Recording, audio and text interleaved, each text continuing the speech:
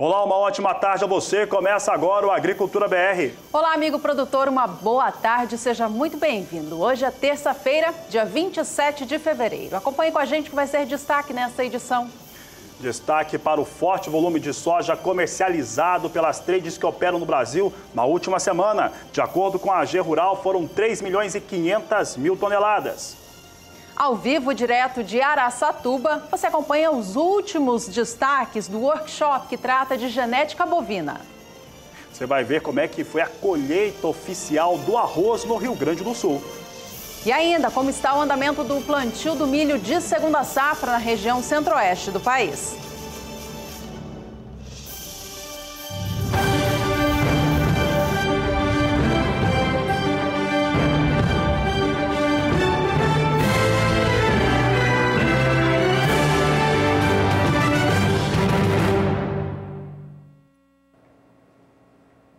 E o Agricultura BR traz agora em destaque a BRF no quadro Agroações.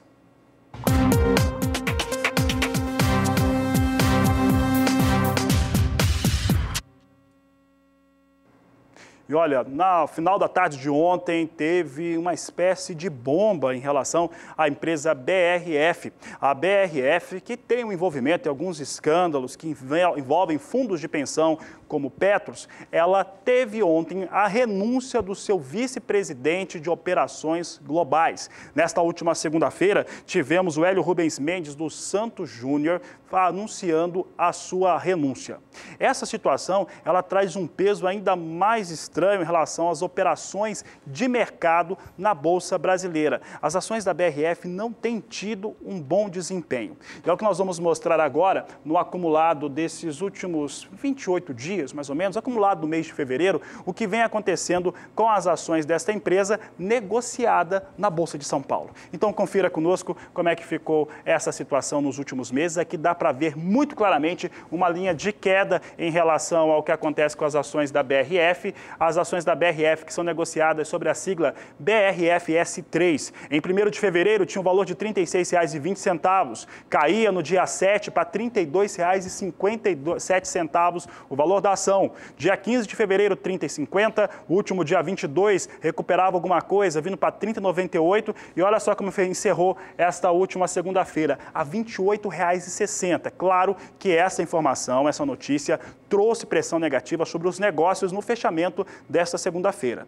Vamos saber agora como é que vem o mercado ao vivo? Vamos direto para a Bolsa de São Paulo, ver como é que as ações da BRF3 são negociadas neste momento, depois de uma queda muito forte nesta última segunda-feira, hoje operando com recuperação. Nesse momento a elevação é de 0,41%, vem negociada R$ 28,75 o valor da ação neste momento para as ações da BRFS3. Está aí as ações da BRF neste momento acusando recuperação, mas nada que devolva, o que perdeu nesta última segunda-feira.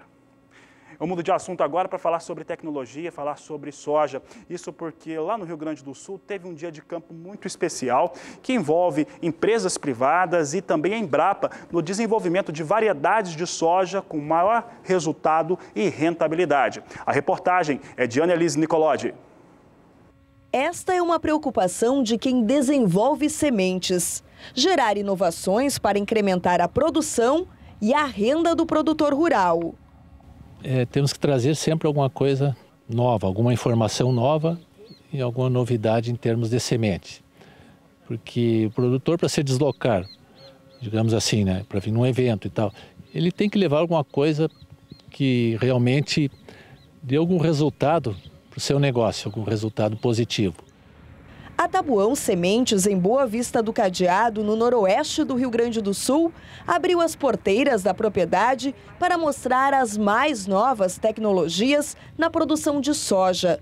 Atualmente, a empresa familiar trabalha com 10 cultivares que reúnem características como precocidade, resistência, alto potencial produtivo e facilidade de manejo.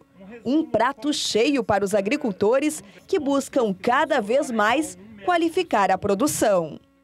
E aqui a gente tem uma variável muito grande de materiais plantados em duas épocas. Plantados dia 17 de outubro e dia 14 de novembro, os mesmos materiais. Então isso aí já é uma, digamos, uma informação muito boa que o produtor pode levar, porque às vezes por uma má orientação, alguma coisa, ele compra um material e achando que vai ter aquela produtividade, planta numa época errada, planta com a densidade errada, planta na região errada. Então eu creio que isso é uma das informações importantes que a gente vem trazendo. E a gente, como, digamos assim, multiplicador de semente, quando o cliente nos procura para isso, para comprar um produto, a gente já começa com uma orientação adequada para ele. Cada caso é um caso. Aqui nós temos produtos que se adaptam em Rio Grande do Sul, Santa Catarina, Paraná, MS, São Paulo. Então todos esses produtos estão plantados aqui. Então às vezes o que é bom para cá não é bom para lá, o que é bom para lá não é bom para cá. Então precisa de uma orientação. Então a gente tem uma responsabilidade, a gente tem um laboratório interno aqui, de um controle rigoroso também, do material até a expedição, que é uma coisa muito importante também, como é que é armazenado esse produto, digamos assim, um dia de sol, de calor, se armazena uma semente e fica 24 horas, 48 horas embaixo de uma lona preta aí, praticamente morre, baixa o vigor violentamente. Então são coisas às vezes que o produtor vem comprar e compra a semente, digamos, e não recebe essa orientação. E ele tem que saber o que ele está plantando. Então a nossa responsabilidade vai desde a multiplicação aqui, sem dano mecânico, sem dano de percevejo, com alto vigor, alta germinação, até essa semente germinar, digamos assim, na lavoura do cliente. Especialistas costumam dizer que a implantação de uma cultura começa pela escolha da semente.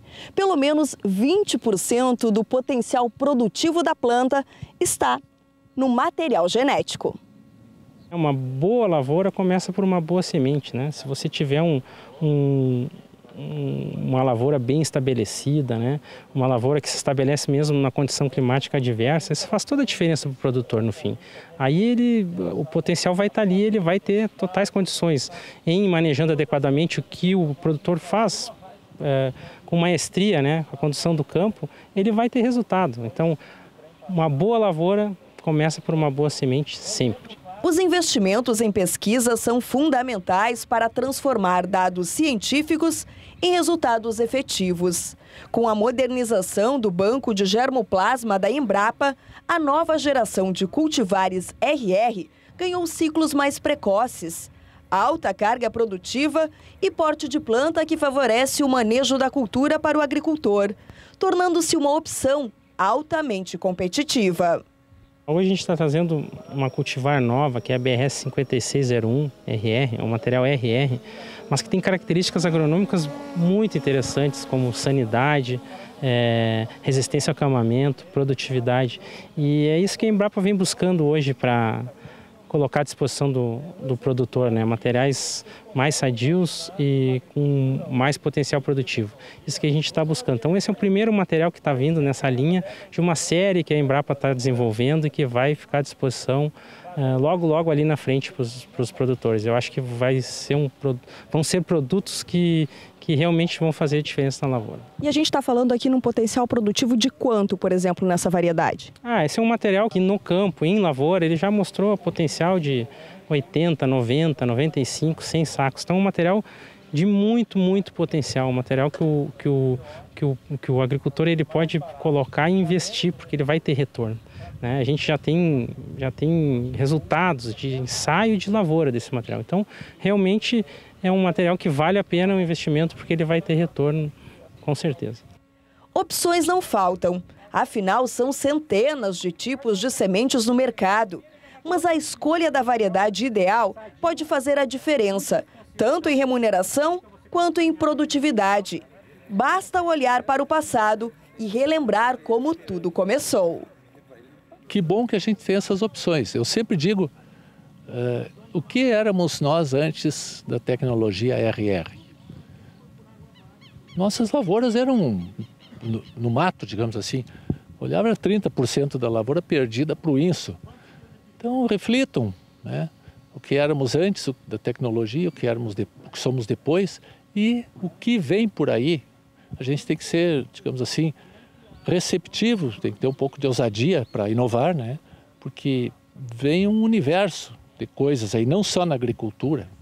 Temos aí carros sem motorista, temos na medicina coisas fantásticas em todos os setores e a gente tem que acompanhar a evolução. E a gente fala agora a respeito do resultado de toda essa tecnologia aplicada no campo. É o momento da colheita. Safra 17/18 de soja do Brasil está em plena atividade de retirada dos grãos do campo. Os números são sim positivos. Não chegam a ser recorde como foram da safra passada, já que teve um clima excepcional, mas este ano, ainda assim, o rendimento da soja por hectare é sim considerado bastante positivo. O que não está indo tão bem nesta safra é o ritmo do andamento da colheita. A colheita está atrasada em boa parte do Brasil, uma vez que as atividades de plantio já começaram atrasadas lá atrás por conta do atraso na chegada das chuvas. Agora, na época de retirada da soja do campo, é o excesso de chuvas que atrapalha a entrada das máquinas.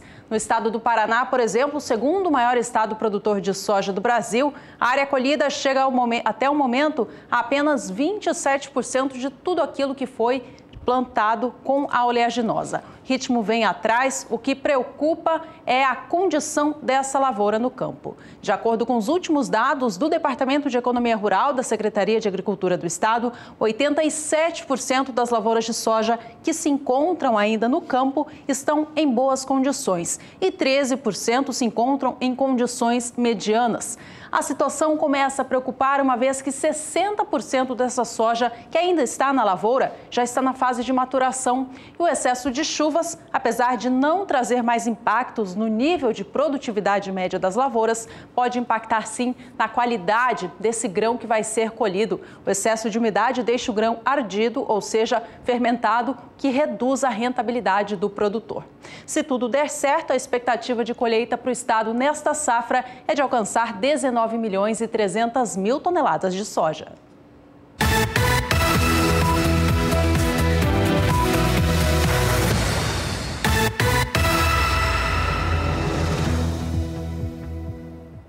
O assunto agora são os preços nos portos brasileiros que têm sido beneficiados por conta da alta em Chicago, causada por problemas na Argentina cada vez mais consolidados. O Porto de Santos, que é o maior embarcador de soja do país, registra alta. Vamos ver aqui como é que ficou o parâmetro colocado pela equipe do Agricultura BR em relação aos últimos dias. Temos aqui 60 dias de operação no Porto de Santos em relação aos valores médios praticados, com uma alta de 6,12%.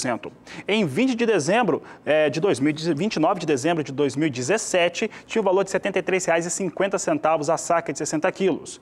No dia 17 de janeiro deste ano, o valor recuava para R$ 72,50. No dia 30, se recuperava, vindo para R$ 73 a saca. Fevereiro é marcado principalmente por conta da alta do dólar e também soja em Chicago, com melhores valores praticados. Isso reflete no preço de Santos, vindo para R$ 75,00 no último dia 15 de fevereiro, chegando a R$ 78,00 no dia 27, trazendo uma elevação superior a 6% nos últimos 60 dias.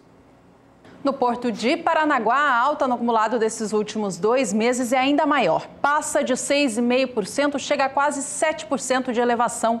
A alta da soja na Bolsa de Chicago e o dólar elevado aqui no Brasil é que vem contribuindo para a cotação da soja no país alcançar patamares mais altos. A gente acompanha, então, como foi a negociação da soja no Porto Paranaense nesses últimos 60 dias. No dia 29 de dezembro de 2017, a cotação estava em R$ 73,00 a saca. O mês de janeiro começou mantendo este patamar até meados do mês. No dia 30 do mês passado, a cotação estava em R$ 72,50, chegando a trazer algum recuo.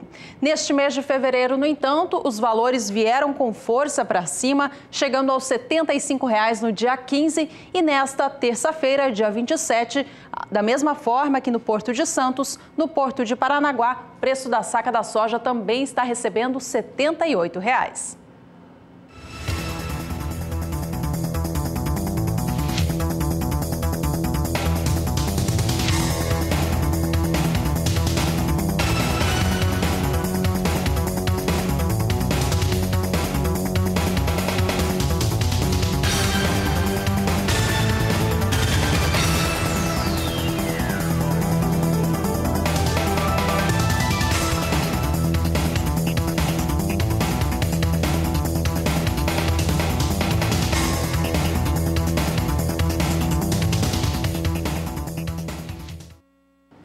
A gente segue falando de soja e agora volta a trazer informações sobre o andamento da colheita no campo. No estado de Goiás, o quarto maior produtor de soja do Brasil, as atividades também seguem atrasadas por conta da chuva. De acordo com a ProSoja local, a área colhida não chega nem a 40% no momento, um número que se mostra atrás do que o visto nessa mesma época dos anos anteriores. O atraso no plantio da soja no ciclo 17-18, ocasionado pela falta de chuvas, empurrou todo o desenvolvimento das lavouras, que agora acaba atrapalhando também essa reta final do calendário da oleaginosa. Vamos saber então com a Juliana Rezende, da Sumar Meteorologia, como que o clima fica daqui para frente para o estado de Goiás, para esses produtores que estão fazendo a retirada da soja do campo e já se planejando para plantar o milho na safrinha. Olá, Juliana, boa tarde para você. Olá, boa tarde a todos. A colheita da soja no estado de Goiás segue em andamento. No decorrer da última semana, a colheita já avançou 10% e agora já alcança em torno de 20% então de áreas colhidas no estado de Goiás. Os índices de umidade do solo ainda seguem elevados, isso porque ao longo dos últimos períodos as instabilidades foram bastante frequentes na região centro-oeste e também no estado de Goiás. Agora a umidade ainda segue elevada, alcançando 90% em grande parte do estado goiano.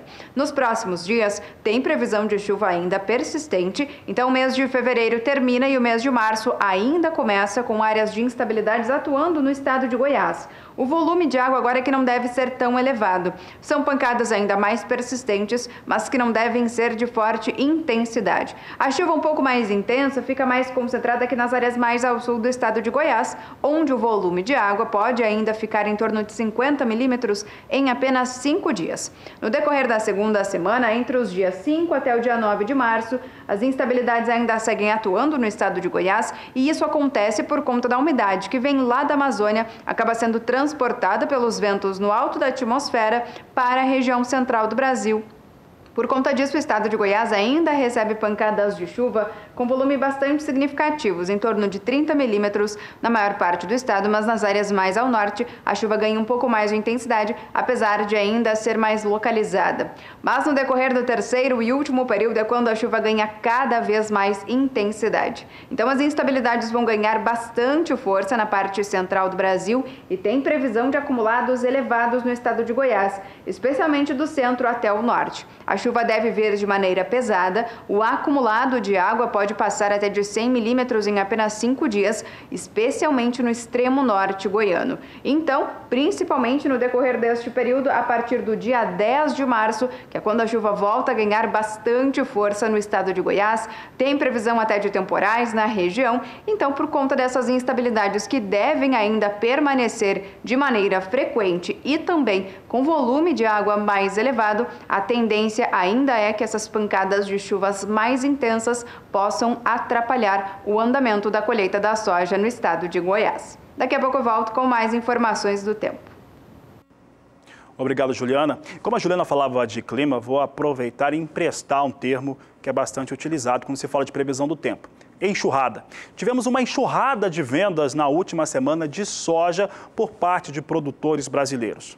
Isso se deve principalmente por conta dos valores mais firmes em Chicago, mais altos, por conta da consolidação do que está se prevendo de uma quebra na produção da Argentina e também o dólar também com preços mais firmes no Brasil.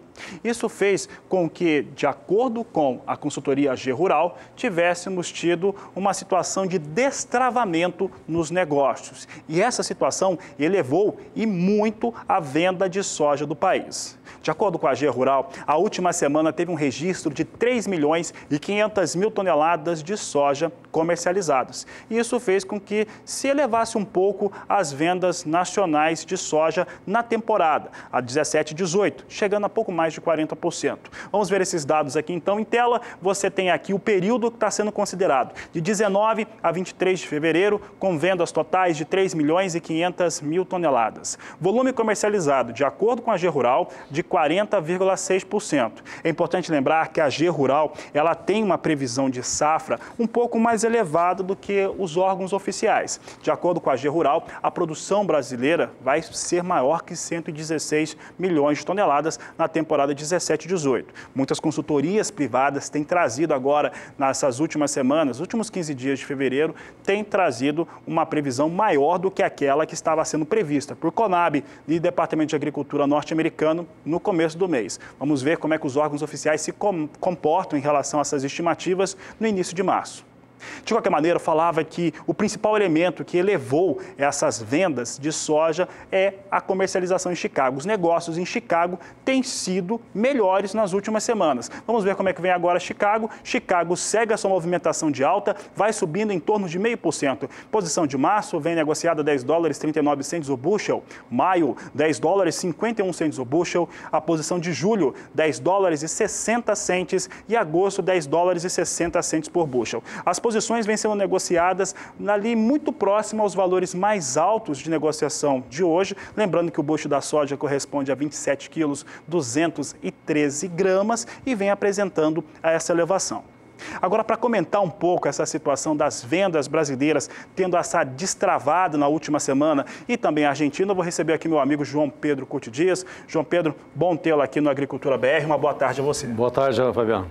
Realmente o mercado começou, estava travado o mercado. O mercado começou a colheita no Centro-Oeste e você tinha um preço muito baixo. O pessoal trabalhava com ofertas 55, 54. Para uma expectativa de colheita de 50 a 55 sacos, daria taco a taco, 0 a 0, custo em relação ao faturamento. Duas coisas positivas aconteceram, positivas. A produtividade, já se tem produtor falando em 70 sacos por hectare em algumas regiões, e a segunda, uma melhora no preço de Chicago. O preço de Chicago, abaixo de $10 o bushel, para o produtor americano também não é um bom negócio. Ele não é remunerador, né? Não é remunerador, não. É porque que ele paga muito caro pela terra nos Estados Unidos, tem um valor muito alto, o custo da terra tem um valor muito alto, e nesse patamar, apesar de eles terem um custo menor em defensivos, um custo menor em fertilizantes, tal, mesmo assim, $10 não remunera. Então agora, nesse momento, você está vendo o quê? Está vendo uma expectativa de uma quebra significativa na Argentina, calor e seca. Você vinha de uma produção inicial, perspectiva inicial de 55 milhões, já se fala em 46. E há quem diga 43 milhões de toneladas na Argentina. Depende do comportamento daqui para frente. Você não tem muita expectativa de haver uma melhora significativa, porque essa soja está sofrendo muito na fase crítica, que é acabar a floração e formação de enchimento de grão. Então, isso é um problema sério que impacta na produtividade. Você tem uma parte do Rio Grande do Sul sofrendo um pouco também e algumas regiões do Brasil pontuais, algum problema de excesso de umidade nesse momento. Então, mas os números que falam para o Brasil falam de 112 até 116. 16 é um pouquinho otimista. Seria a maior safra da história, se confirmar. Maior que a do ano passado, que já era o recorde. Que já é recorde. Agora, do ponto de vista de mercado, você vê um preço melhor, o câmbio, e você vê esses patamares de Chicago, soma com o prêmio, dá mais de $11 o bushel. Então, começou a destravar. E por isso que deu esse boom aí de vendas na semana passada. 3,5 milhões é muita soja vendida numa única semana. João Pedro, resposta numa palavra só. A Argentina com uma certa dificuldade na sua produção, tendo perdas. Elas se refletem principalmente na indústria de esmagamento da Argentina. Mas pode ser que eles tenham uma redução também nos embarques de soja em grão. Quem que ganha com isso em uma palavra só? Os argentinos não exportam muito grão. Exportam farelo e óleo. E, inclusive, estão comprando aqui no Brasil grão de soja. Comprando soja, especialmente aqui no Mato Grosso do Sul, onde ele pode levar por via fluvial até Rosário. Por quê? Porque eles têm um teor, o farelo deles normalmente dá um teor de proteína menor que o produzido com a soja nossa. Então, até é bom para eles nesse aspecto. Compra uma soja aqui, faz um blend, mistura e eleva um teor médio do farelo. Agora, a grande questão é que essa redução de 10 milhões realmente vai impactar no fluxo de produção no fluxo de produção de farelo e óleo para os argentinos. Tá certo, João Pedro, obrigado pela sua participação aqui na Agricultura BR. Você é sempre bem-vindo. Obrigado, bom trabalho a vocês. Agora, daqui para frente, a expectativa é o milho, segunda safra, que é outro grão muito importante para o Brasil. Tá certo, João Pedro. Olha, o João Pedro falou sobre proteína, essa questão da Argentina ter comprado, né, estar comprando ainda soja do Brasil por conta do teor de proteína mais alto. Essa situação de competitividade, João me falava aqui antes do programa começar a respeito do Brasil ser um país tropical, estar mais próximo ao trópico, o que significa o seguinte, fica com um grau de proteína maior. Isso tem servido também como um fator de competitividade maior sobre os norte-americanos. De acordo com a aduana da China, o Brasil teve, mesmo no período de entre-safra, um período no qual você não tem soja disponível aqui no Brasil para venda, para entrega, janeiro o Brasil teve uma alta muito forte nas entregas para a China, mais de 2 milhões de toneladas. Enquanto os norte-americanos, que têm soja disponível, só que uma soja com teor de proteína menor, ela ficou com uma situação de queda frente a janeiro do ano passado. Vamos ver na tela então, você acompanha comigo o que acontece em relação à China na compra de soja dos Estados Unidos. Observe que os norte-americanos entregaram na China uma quantidade de 67% do total que a China adquiriu. Então, no total adquirido pela China, 67% veio dos Estados Unidos. Quer ver o comparativo? Em janeiro de 2017, eram 88,5% essa entrega em relação aos norte-americanos. Evidente, quem tem soja no começo do ano, no mês de janeiro, são os norte-americanos. Mesmo assim, tem essa queda. Nós temos mais um gráfico que mostra agora a comparação entre Brasil e Estados Unidos. É claro que os Estados Unidos têm um volume maior, passa de 5 milhões. Brasil chega a pouco mais de 2 milhões. Os Estados Unidos, com 5.820.000 toneladas de soja, tem uma redução aqui em torno de 28% nas entregas. Enquanto que o Brasil, com 2.070.000 toneladas, não é um volume tão expressivo assim, frente ao que foi entregue pelos norte-americanos, ele tem uma alta de 720% e isso faz muita diferença, uma vez que nesse cenário, Brasil, mesmo sem soja, é mais competitivo. Fabiano comentava há pouco com o senhor João Pedro Cuti Dias a respeito da soja negociada em alta na Bolsa de Chicago, né? Valores lá em cima, Fabiano, que tem afetado o valor da soja aqui no Brasil. Um outro componente que faz elevar a cotação aqui no país também é o dólar comercial. A relação da moeda norte-americana frente ao real é bastante importante, uma vez que a soja é exportada para o mundo todo. O dólar comercial tem elevado seus patamares no Brasil nestas últimas semanas, agora se encontra em certa estabilidade, mas mantém o piso de 3,23. Hoje, inclusive, vem um pouquinho acima disso, já sobe 0,27% e vem negociado a R$ 3,24 mais 2. Ainda hoje a gente fala mais sobre a relação do dólar frente ao real e como ele impacta nos negócios aqui no país. Bom, e a gente vai para o primeiro intervalo desta edição. Veja ainda hoje com a gente como o excesso de chuvas no centro-oeste do país está apertando a janela de plantio do milho na região. Já mandou sua foto, vídeo da sua propriedade, da sua produção para a Agricultura BR? Então manda. Você manda pelo WhatsApp 67996562266. Nós vamos para o intervalo e voltamos já.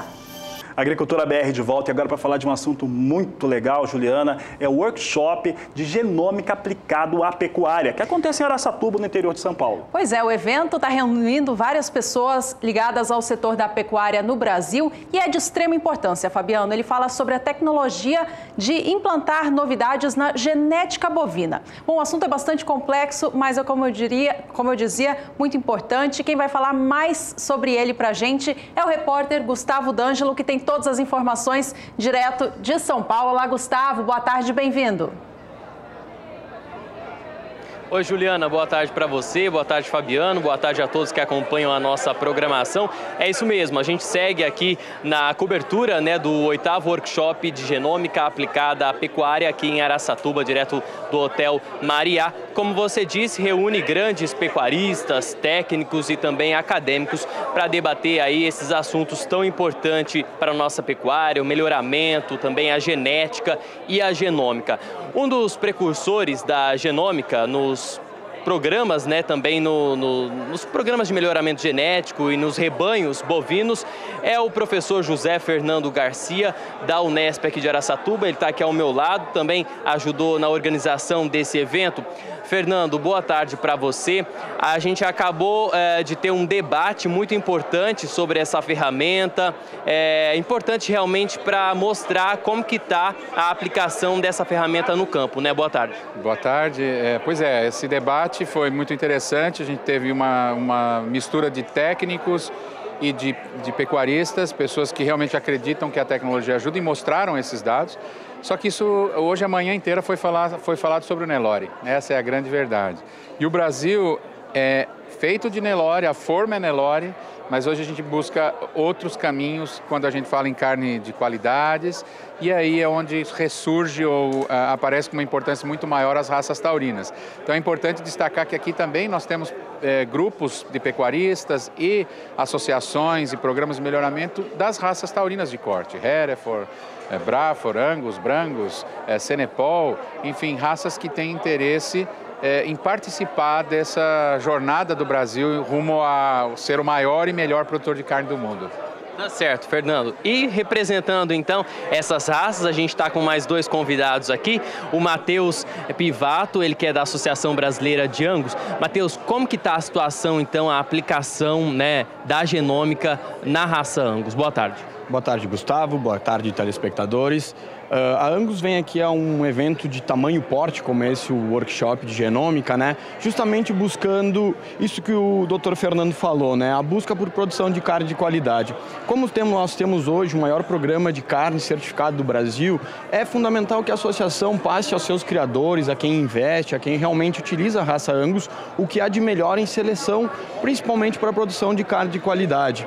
Tendo hoje praticamente 50% da comercialização, né, no mercado de inseminação artificial, né, a gente vem aqui buscando sempre o que há de mais novo em tecnologia, o que é mais novo em seleção, para quem realmente investir e utilizar a raça Angus, que tenha maior rentabilidade, produção de carne de qualidade, produção de carne diferencial e desta forma sendo pago e ressarcido por todo esse investimento em tecnologia, né? Então hoje a raça Angus está iniciando esse caminho, né, que já não é tão novo, mas nós sim estamos começando na seleção genômica para a produção de carne de qualidade, para a produção de animais mais resistentes a carrapato, mais adaptados a um clima mais tropical, que é o clima do Brasil Central, onde existe a grande produção de carne. Agora, Matheus, o Angus é uma das carnes melhores que existe, né? De que forma a genômica pode contribuir para melhorar ainda mais essa carne? Perfeitamente. A Angus, sim, ela já está consagrada devido à sua qualidade de carne, que é uma característica que é intrínseca da raça, devido à sua grande facilidade de deposição de gordura intramuscular, né? Através da seleção genômica, então, a gente consegue predizer com animais mais jovens quais são os animais que vão produzir progênitos com maior marmoreio, melhor acabamento de carcaça, que também é fundamental quando a gente fala em produção de carne de qualidade.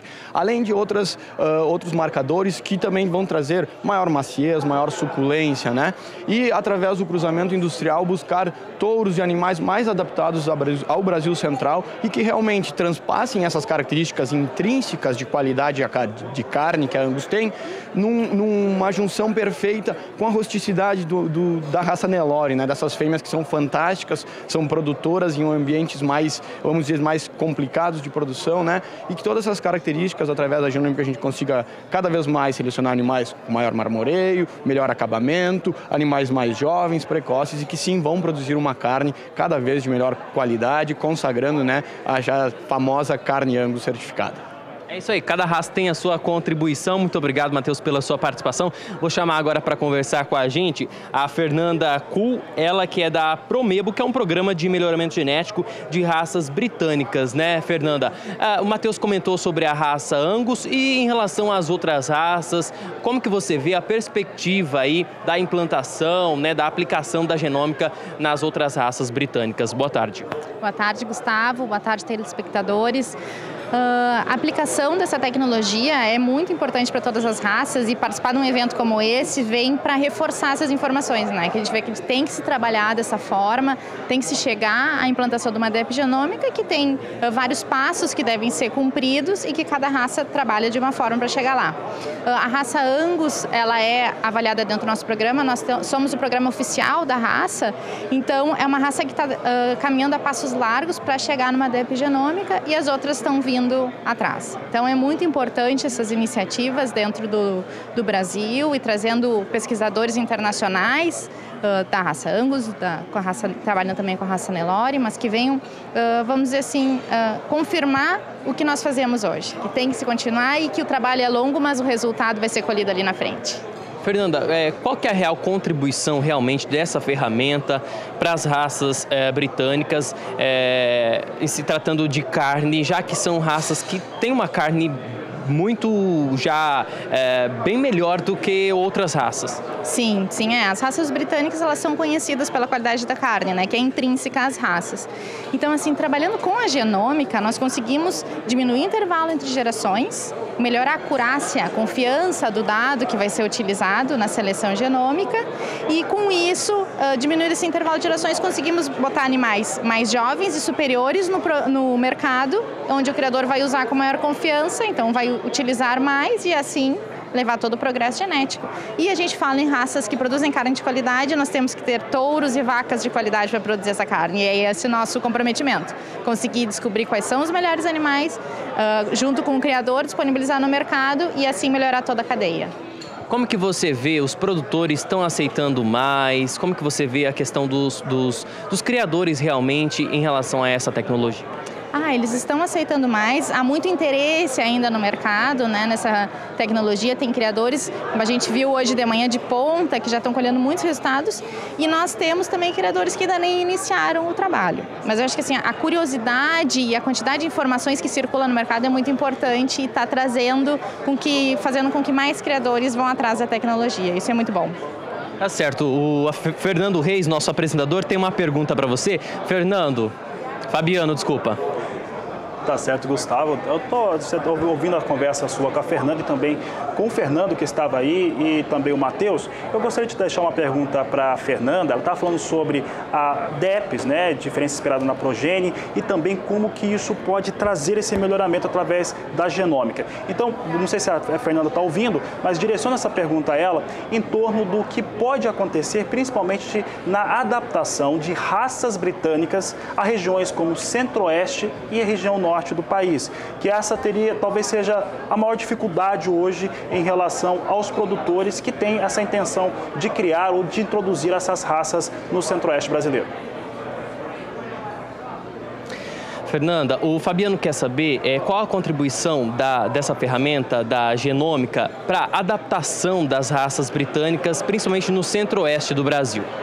Isso aí vai ser o nosso divisor de águas, vamos dizer assim, porque ela vai ajudar muito a nós chegarmos nas características de difícil mensuração e características de adaptação, como, por exemplo, a resistência ao carrapato, que é o nosso grande problema. Então é aí que a genômica vai nos ajudar.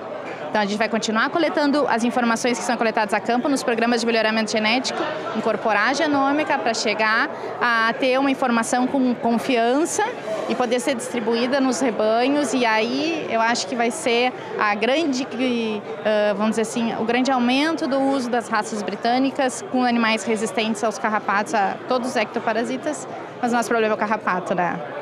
Legal, muito obrigado pela sua participação, Fernando, eu agradeço, também agradeço aos outros convidados. Fabiano, espero que tenha respondido a sua pergunta e a gente continua aqui na cobertura do 8º Workshop de Genômica Aplicada à Pecuária. Eu volto com você aí no estúdio.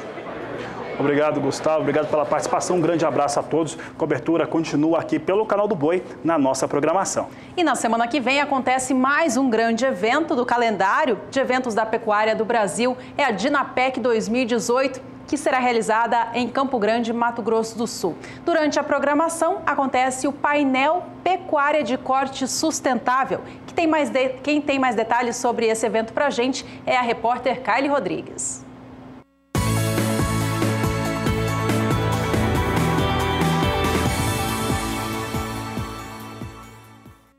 Para uma propriedade rural ser totalmente sustentável, ela precisa de 3 pilares. Eu estou com o Sérgio Raposo, que é pesquisador da Embrapa Gado de Corte, e é com ele que a gente conversa mais sobre este assunto. Sérgio, quais seriam essas 3 principais exigências? Bom, em primeiro lugar, ser economicamente viável, que é ser lucrativa. Em segundo lugar, atender a função social, as exigências sociais, ser socialmente justa. E em terceiro lugar, ambientalmente correta, né? Ajudar a preservar o ambiente. Sérgio, hoje o produtor ele está consciente, ele vem fazendo esse trabalho de sustentabilidade lá no campo? Ele vem, e porque o principal para a sustentabilidade é aumentar a eficiência. E até por uma questão econômica, tem feito. Agora, a gente pode intensificar isso para o bem dele. E às vezes o produtor entende essa conversa de sustentabilidade como limitação, como alguma coisa que vai atrapalhá-lo.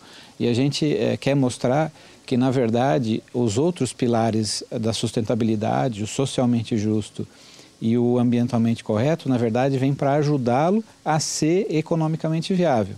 E é bom daí a gente dar exemplos, né? Então, na questão do socialmente justo, uma parte do socialmente justo, além de cumprir a questão da terra, a função social da terra, atender às legislações trabalhistas e ficar livre de multas, etc., tem uma parte que seria você dar uma condição de trabalho melhor para o seu trabalhador. Um exemplo disso é dar mais treinamento. Então, isso é uma coisa que você valoriza o trabalhador e, ao mesmo tempo, você faz ele fazer um trabalho melhor. A gente pode economizar, ser mais eficiente à medida que a gente tem um trabalhador que, por exemplo, faz um trabalho mais rápido no curral, porque ele é treinado, então você precisa de menos gente para trabalhar, você tem mais horas trabalhadas, tem mais animais trabalhados por hora, né? Então, esse é um exemplo de aumentar a eficiência nessa questão da justiça social. No ambientalmente correto, isso foi uma coisa que eu presenciei, né?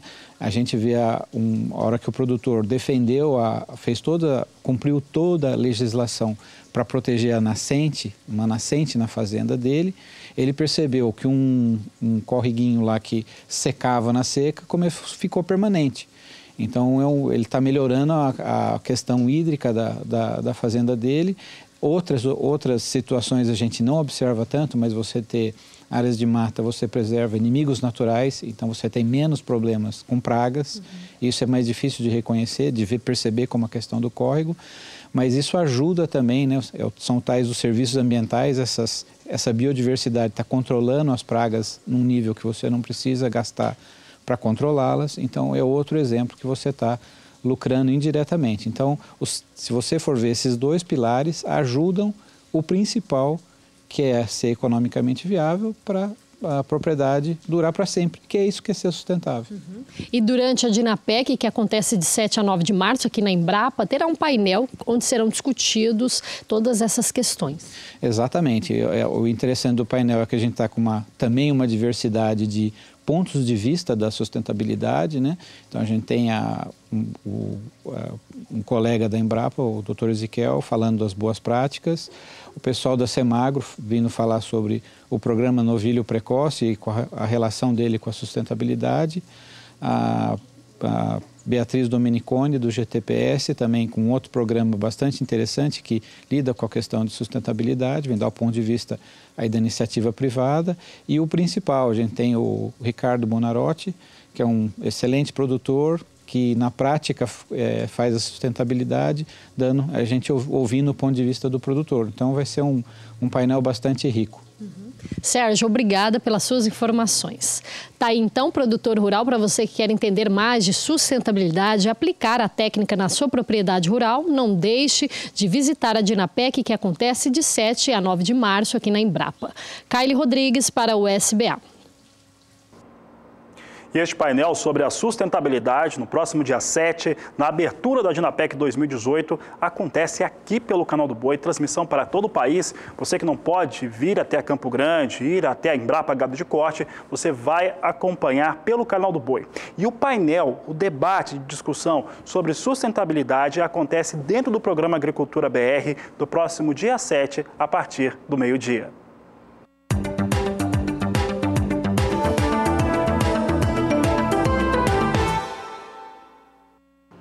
As chuvas que vêm ocorrendo em grande parte da região centro-oeste do país atrapalham demais as atividades de campo, seja a colheita da soja ou o plantio do milho safrinha. E a situação começa a ficar preocupante, uma vez que a janela ideal de plantio do milho fica cada vez mais apertada. No estado do Mato Grosso, por exemplo, o maior produtor de soja e milho do Brasil, a área plantada até o momento chega próxima a 70% e a janela ideal de plantio já se esgotou em algumas regiões. No mais tardar dos casos, ela encerra em meados do mês de maio. E ainda falta, mês de março, sendo que ainda falta 30% de área para ser plantada. Mato Grosso do Sul vive uma situação também bastante preocupante. Nada foi plantado até agora, pelo menos de acordo com os números oficiais da AproSoja do estado. Nesta mesma época do ano passado, 17% da área já havia sido implantada. Os demais estados da região seguem a mesma situação, assim como outros estados do país. Vamos saber então com a Juliana Rezende, da Somar Meteorologia, como que o clima fica para a região centro-oeste do país daqui para frente, para saber como que as atividades de campo vão caminhar. O plantio do milho safrinha ainda segue mais atrasado, especialmente no estado de Goiás e também no Mato Grosso do Sul, isso na região centro-oeste. Varia agora em torno de 20% a área já plantada no milho safrinha nesses dois estados, enquanto que no estado do Mato Grosso as atividades estão um pouco mais adiantadas, isso porque a colheita da soja começou também um pouco mais adiantada. Agora o plantio do milho safrinha no estado do Mato Grosso já alcança em torno de 70%. Os índices de umidade do solo ainda seguem bastante elevados. Por alguns momentos, esse solo um pouco mais úmido ainda prejudicou o andamento do plantio do milho safrinha na região. Agora, os índices ainda seguem em torno de 90% de umidade do solo nos 3 estados da região centro-oeste. Nos próximos dias tem previsão de chuva ainda. As instabilidades ainda atuam de maneira bastante abrangente na parte central do Brasil. Acontece que áreas de instabilidades lá no alto da atmosfera seguem transportando mais umidade para a região. Não deve ser uma chuva muito volumosa, mas as pancadas devem seguir persistentes e com volumes mais significativos na maior parte da região centro-oeste. No Mato Grosso do Sul e também no sul do estado de Goiás, o volume de água fica em torno de 30 até 50 milímetros. Nas demais áreas da região, a chuva é ainda um pouco mais fraca e também com menor volume. No decorrer da segunda semana, entre os dias 5 até o dia 9 de março, as instabilidades voltam a ganhar intensidade aos poucos entre o estado do Mato Grosso e também no estado de Goiás. No Mato Grosso do Sul, as pancadas ainda devem persistir, só que de maneira bem mais fraca, as pancadas isoladas e irregulares. O volume de água no estado do Mato Grosso e no estado de Goiás fica ainda em torno de 30 até 50 milímetros e na maior parte do estado do Mato Grosso do Sul, as pancadas garantem volume de água de até 15 milímetros. Mas no decorrer do terceiro e último período é quando a chuva ganha cada vez mais intensidade na parte central do Brasil. Tem previsão de chuva pesada em Mato Grosso e no estado de Goiás. No Mato Grosso do Sul, o cenário não deve ser o mesmo do que nos demais estados da região, então as pancadas ainda persistem, só que de maneira mais significativa e com menores volumes. A chuva mais forte ainda segue concentrada nas áreas mais ao norte da região centro-oeste e já deve começar a ocorrer a partir do dia 10 de março. O volume de água entre Mato Grosso e no estado de Goiás pode até passar de 100 milímetros e o risco para temporais nessa região ainda é bastante elevado. Então, conforme as instabilidades ganham força na região centro-oeste ao longo dos próximos períodos, isso pode ainda atrapalhar e paralisar momentaneamente o plantio do milho safrinha na região. Daqui a pouco eu volto com mais informações do tempo. E assim como a AproSoja do Paraná, a AproSoja de Goiás também pediu ao Ministério da Agricultura prorrogação do prazo de zoneamento agrícola de risco climático para a cultura do milho, estendendo o período que se pode fazer o plantio na segunda safra. Com o atraso na safra da soja, o calendário de plantio do milho acaba sendo empurrado. E com isso, os produtores temem não conseguir fazer o plantio dentro do prazo estabelecido, o que acarretaria em problemas nas questões de seguro rural. Segundo a AproSoja de Goiás, o atraso em relação à safra passada está em cerca de 15 pontos percentuais. A área plantada com milho safrinha alcançou até esta última segunda-feira, dia 26, cerca de 50 95% do previsto, enquanto nesta mesma época do ano passado, a área implantada já chegava aos 70%. A Secretaria de Política Agrícola do Ministério da Agricultura disse que vai analisar esse pedido de extensão do prazo da ProSoja de Goiás. Mesmo se ele for estendido, já é esperado uma redução expressiva na área plantada neste ciclo. A Conab projeta uma queda de mais de 5% na área a ser plantada. Já a ProSoja de Goiás acredita em uma baixa maior, que chegue a até 10%.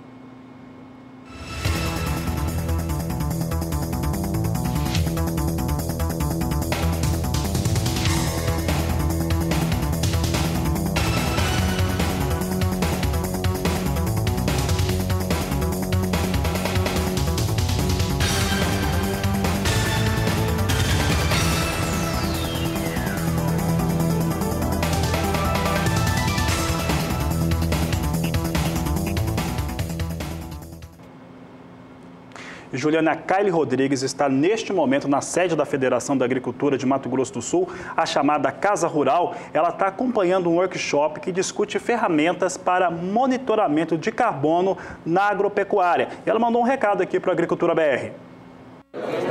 Ferramentas de monitoramento de carbono na agropecuária é um workshop que está sendo realizado aqui na FamaSul em parceria com a Embrapa Gado de Corte. Diversas autoridades estão aqui na abertura do workshop e o evento começou hoje e vai até amanhã. Durante a nossa programação, você acompanha todas as informações deste evento no SBA. E ainda nesta edição a gente fala sobre hortifruti. Temos as últimas informações sobre o setor no estado gaúcho. Daqui a pouco tem a participação do telespectador no Agricultura BR. Eu sempre lembro, você pode participar também. Mande fotos, vídeos, perguntas para o nosso Facebook, Twitter ou o número do WhatsApp. 679-9656-2266. Fique com a gente, voltamos já.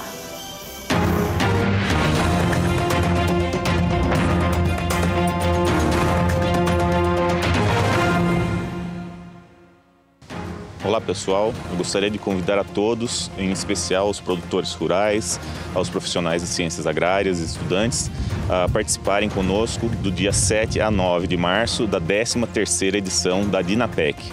Vocês podem fazer as suas inscrições pelo próprio site dinapec.com, a inscrição é gratuita. Nesse ano nós teremos como temática a agropecuária de baixo carbono. E dentre os vários roteiros que vamos apresentar para vocês, nós teremos o roteiro de LPF, no qual eu estarei participando juntamente com a nossa equipe. Nesse roteiro, nós vamos apresentar desde os aspectos da produção animal, como também a produção vegetal, no caso, produção de lavouras e produção de madeira nesses sistemas. Vamos falar agora sobre o pressionado mercado do café arábica no Brasil e também de café robusta. Este é o assunto de agora do Agricultura BR.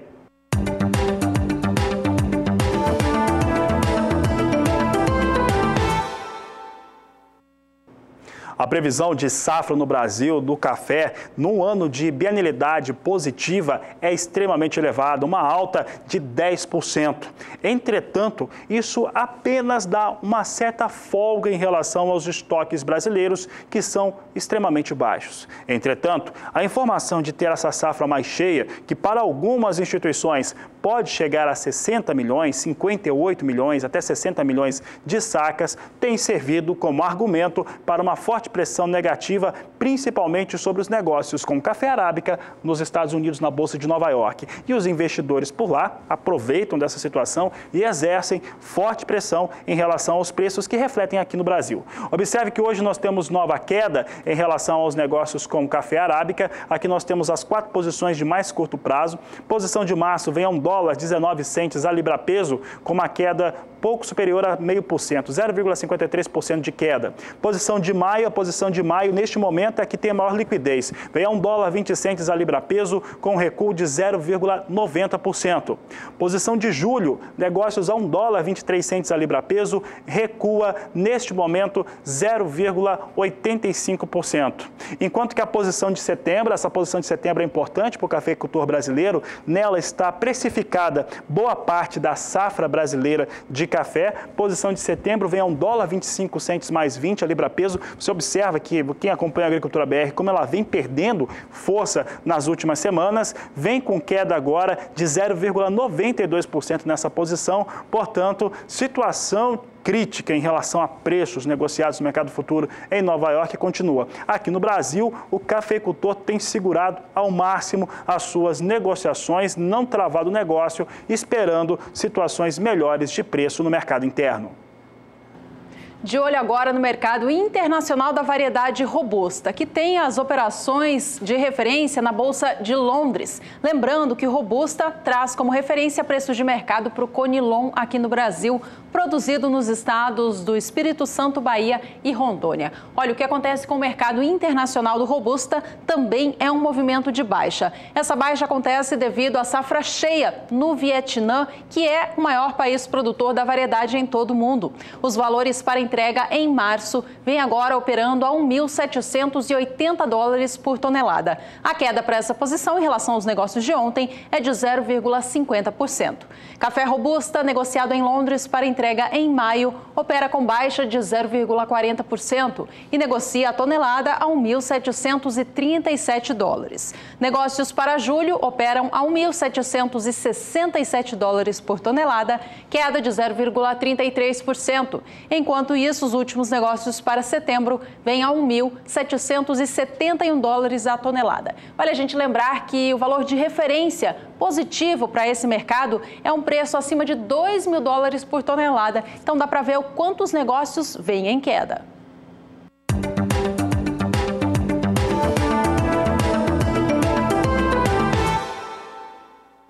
O assunto agora é tomate no Agricultura BR e principalmente os preços elevados para essa fruta. Não chega a ter aquela realidade que tivemos há alguns anos, que muita gente até brincava que tomate vai custar o mesmo que picanha no valor do quilo. Entretanto, os valores vêm em alta sim, isso tem sendo sentido pelo consumidor.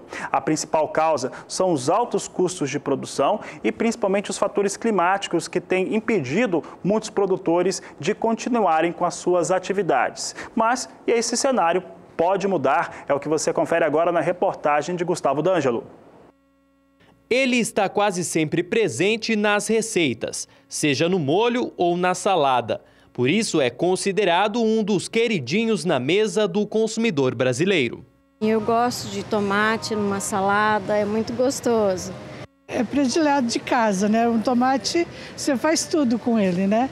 Só que ultimamente os preços não têm agradado muito os consumidores, não. Mas mesmo assim, tem gente que não deixa de levar o produto para casa. Quando a gente tem em casa, a gente precisa dessa verdura. Então a gente leva, mas leva menos, né? Menos do que está acostumado a levar. O preço está assim variando muito, só que está muito alto mesmo. Em janeiro, os preços do tomate foram responsáveis por uma das maiores altas registradas no Índice Nacional de Preços ao Consumidor Amplo, o IPCA, quando subiram mais de 45%. Na análise feita pela Conab, o percentual de alta nas capitais chegou a 95,6% em Vitória, 83% em Belo Horizonte, 77,7% em Goiânia e 66,1% no Rio de Janeiro. Nos demais mercados, o percentual ficou na casa dos 30%. Em Araçatuba, interior de São Paulo, a situação não é diferente. O encarregado da Ceasa explica os motivos dos preços elevados. Hoje o tomate está num preço elevado em virtude das chuvas, e a dificuldade de poder estar entrando dentro da roça e colhendo esse tomate para poder trazer até o Ceasa. Outra dificuldade também é por não ter produção na nossa região. O pessoal tem que buscar esse tomate longe. Então tem a logística de transporte, frete, motorista, desgaste de caminhão, pedágio. Então o tomate já era para ter abaixado. E a produção também foi baixa esse ano. Já era para ter uma produção maior, a oferta maior do produto e com isso o preço tem abaixado. Em dezembro esse tomate estava custando, chegou a custar R$120 a caixa. Hoje está em torno de R$95, ainda está muito caro, tá? A qualidade ainda não é tão boa, tá? A gente chega aqui, esse tomate tem que ser lavado, classificado, porque ele vem todo misturado dentro da caixa, tem verde, tem maduro. Então é um trabalho que o pessoal tem que pôr de agregar valor, que tem que ser embutido no preço. E com isso o tomate está com preço caro. Edmar é atacadista, compra o tomate direto da roça. Ele conta que os produtores reclamam muito do alto custo de produção. Hoje, para produzir uma caixa de tomate, hoje ela fica R$ 28,00, em média R$ 28 a R$ 30,00.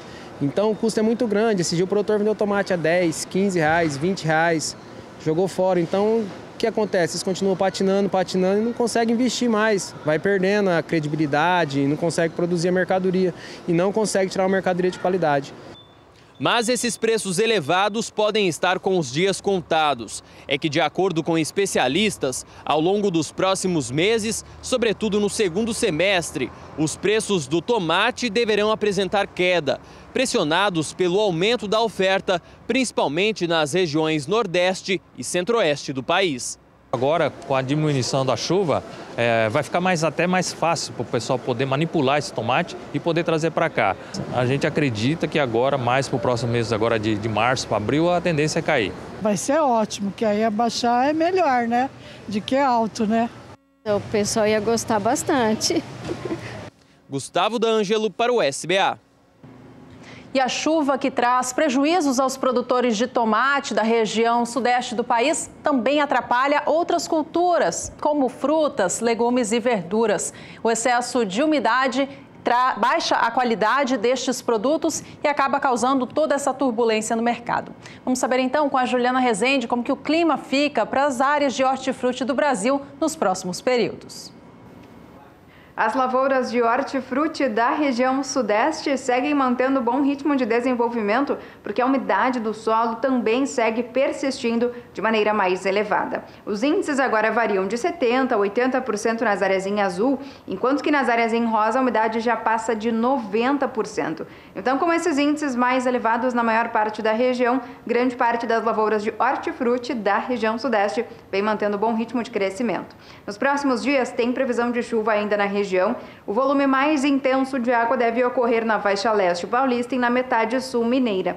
Nas demais áreas onde chove, o volume de água não deve ser tão elevado. E acontece que essas pancadas de chuva tendem a ocorrer mais para o final do dia. São pancadas de curta duração e também com baixos acumulados. Tempo firme apenas no extremo norte mineiro e também no norte do Espírito Santo. No decorrer da segunda semana, áreas de instabilidades ainda seguem atuando na região. E essa umidade toda que acaba vindo lá da Amazônia para a parte central do Brasil também acaba alcançando o estado de Minas Gerais e o estado do Espírito Santo. Nessas áreas mais escuras do mapa tem previsão de chuva um pouco mais persistente e também de forma mais intensa. No estado de São Paulo, a chuva começa a perder força aos poucos, tanto que o volume de água agora já não deve ser tão elevado no decorrer do período do dia 5 até o dia 9 de março. Já no decorrer do terceiro e último período, a partir do dia 10 de março, o estado de Minas Gerais, o Espírito Santo e também o Rio de Janeiro ainda seguem recebendo pancadas de chuvas mais significativas, enquanto que o estado de São Paulo, apesar da chuva persistir, ela persiste, mas com baixo volume de água.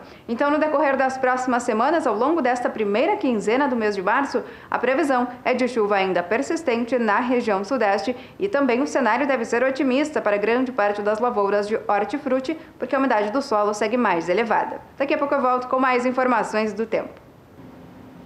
E a gente segue falando do setor de hortifruti do Brasil, mas agora com destaque para o estado do Rio Grande do Sul. A colheita da cebola está em fase de andamento por lá. A safra atual tem um bom rendimento, estimado pela Emater Gaúcha em 30 toneladas por hectare. Alguns produtores conseguiram alcançar até 42 toneladas, o que é considerado um excelente rendimento e demonstra o potencial de produção da região quando utilizadas as boas práticas de manejo. Os produtores de olivas do estado gaúcho estão na fase de colheita das azeitonas neste mês de fevereiro. A preocupação, ela acontece por conta da produtividade, que estão inferiores ao esperado. Foram as condições climáticas que baixaram o rendimento médio das oliveiras no estado neste ciclo. A expectativa, segundo a Emater, é de que cada hectare renda menos do que 1.000 quilos por hectare. A abertura oficial da colheita de oliva nesta safra acontece na próxima sexta-feira, dia 2 de março. Segundo o Instituto Brasileiro de Olivicultura, a estimativa é extrair 65 mil litros de azeite no estado do Rio Grande do Sul. E também por lá, a cultura da batata doce está na fase de plantio e de tratos culturais no campo. De acordo com a Emater, as lavouras estão produzindo em média 14 toneladas por hectare, com produto de boa qualidade. Os preços da batata doce de casca branca posta na lavoura está em R$ 12,00 a caixa de 20 quilos. Já a caixa de batata rosa recebe um preço diferenciado de R$ 14,00. A gente segue no estado gaúcho, mas agora falando de um outro setor que cresce a cada ano. É a vitivinicultura, ou seja, a produção de uvas voltadas à fabricação de vinhos. De acordo com os últimos números do Ibravin, o Instituto Brasileiro de Vinhos do Brasil, os números de exportação em 2017 cresceram bastante. O valor gerado com as receitas de suco de uva, vinhos e também espumantes teve uma alta de 17% na comparação com o faturamento gerado em 2016. Foram as vendas de vinhos e espumantes que cresceram bem no período. A gente traz todos os números para você de casa acompanhar. A receita gerada com todos estes 3 produtos alcançou 15 milhões de dólares. Apenas as vendas com vinhos chegaram a 7.570.000. Trazendo uma ampliação de 45% em relação a 2016. A receita gerada com a venda de espumantes alcançou $1.170.000, alta de 65,7%. Apenas o faturamento com suco de uva apresentou uma queda de 8,6%, mas ainda assim um volume expressivo dentro da receita total, chegando aos $6.320.000. Segundo o Ibravin, o produto que eles estão focando mais para levar ao exterior é o espumante, que tem um valor diferenciado no mercado. O preço médio pago pelo vinho em 2017 foi de $2,47 por litro. Já o litro do suco de uva brasileiro vendido ao exterior no ano passado teve a média de $2,78. E o espumante, como a gente vê, tem um valor agregado de $4,59 o litro. Estes produtos foram enviados a 51 países, sendo o ranking liderado por Japão, Paraguai e Estados Unidos. Por fim, mais uma última notícia a respeito da fruticultura. O Ministério da Agricultura lança na tarde desta terça-feira o Plano Nacional de Desenvolvimento da Fruticultura, que vai trazer mais rentabilidade ao produtor do Brasil, focando a exportação. E nós vamos para um rápido intervalo comercial. Daqui a pouco voltamos com as últimas notícias dessa edição e a participação do telespectador do Agricultura BR. O estado do Rio Grande do Sul deu pontapé inicial à colheita do arroz, que lá deve render uma safra de 7.900.000 toneladas. A repórter Annelise Nicolodi participou do evento de abertura e nos mostra agora como é que foi. Atualmente, o Rio Grande do Sul é responsável por quase 70% do arroz produzido no Brasil. Com 12 mil produtores, a expectativa é que a safra 2017-2018 resulte em 7,9 milhões de toneladas do grão. A colheita inicia com índice de produtividade estimado em 7,5 mil quilos por hectare. A importância é indiscutível no aspecto social e econômico. São milhares de famílias que vivem e sobrevivem dessa atividade. O arroz é um cereal, né, e um alimento praticamente pronto. A partir da colheita só passa por um processo e já está disponível para o consumo, para alimentação, diferente de outros. Né, e vive um momento difícil, e nós temos acompanhado isso. O governador Sartori sempre tem também demonstrado e feito todo o apoio, assim como o vice-governador Cairoli, participando de ações, e é exatamente esse o nosso compromisso, de nós construirmos soluções de forma conjunta, com as entidades representativas do setor, com os movimentos, com as entidades, e é esse o caminho mais fácil, mais curto para a gente superar as dificuldades. Para celebrar mais uma temporada de safra, o governador José Ivo Sartori abriu oficialmente na tarde de sexta-feira a 28ª colheita do arroz no estado gaúcho. A cerimônia aconteceu em Cachoeirinha, na estação experimental do Instituto Rio-Grandense do Arroz. Durante o evento, o governador do estado destacou a relação com o Mercosul.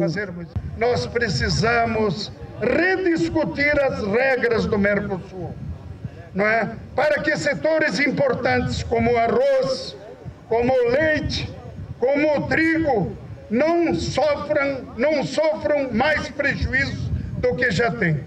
Eles estão sendo penalizados com a atual livre comercialização. É preciso colocar um basta nisso e uma forma muito categórica, e isso depende de todas as entidades e de todas as organizações, junto, é verdade, com o mundo político, junto com a Assembleia, junto com o governo federal, junto com os senadores, junto com os deputados federais. O IRGA é responsável pela produção de novas tecnologias, variedades e manejos diferentes para melhorar a produtividade. Mas o setor vive uma crise e precisa reduzir os custos e melhorar a rentabilidade do produtor. Nós temos dado suporte a todas as entidades, a Federal Arroz, principalmente, com os dados técnicos de custos, auxiliando em abertura de mercado para a gente poder exportar, porque precisamos trabalhar fortemente nesse tripé, aumentar a exportação, trabalhar nos custos, onde o IRGA tem um trabalho que eu já vou falar em seguida, e trabalhar assim no Mercosul, que isso é muito mais político do que nós trabalharmos especificamente nisso. E os custos também, nós temos que trabalhar no custo do Brasil, aí não é função do IRGA. O IRGA sim fazia o dever de casa, desenvolver materiais resistentes a doenças fúngicas. A gente já tem um material no campo, que é plantado em torno de 50% da área, que não precisamos utilizar fungicida, isso baixo custo. Temos um manejo do projeto 10+, onde o produtor consegue, de fato, ter produtividades muito altas. À medida que ele tem produtividades altas, ele tem um custo por saco menor. Então isso é excelente. Quer dizer, mas mesmo assim, ainda tem... Os custos continuam muito altos, mas tem que trabalhar em cima do custo do Brasil. Então o IRGA faz isso, corrigindo o manejo, desenvolvendo materiais novos, que o produtor consiga utilizar e ter produtividades altas.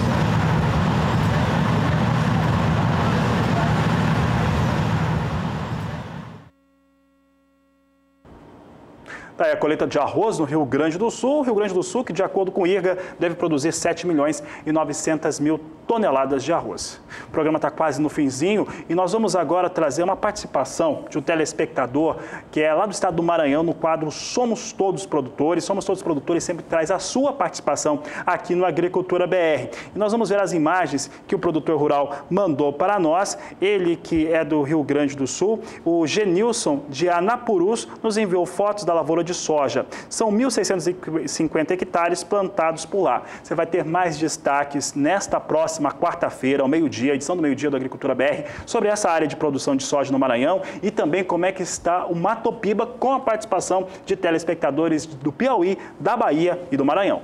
Bom, essa edição vai ficando por aqui, já estamos em cima da hora. Muito obrigada pela sua companhia e a gente se vê em breve. Este é o Agricultura BR. A inteligência e a transparência do agronegócio sempre com você. A todos uma ótima tarde e até mais.